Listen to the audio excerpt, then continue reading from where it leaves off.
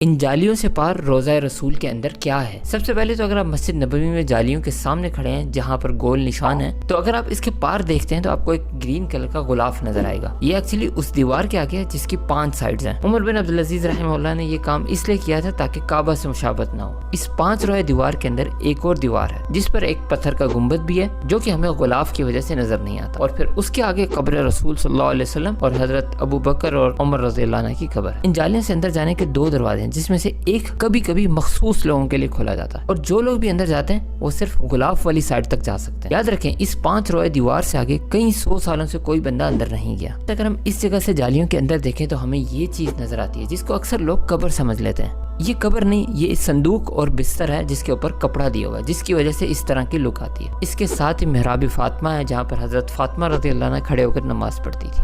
یہاں پر زمین پر 3 گول گول نشان بھی نظر آتے ہیں جو کہ قبروں کی سیدھ کے اندر ہے۔ ان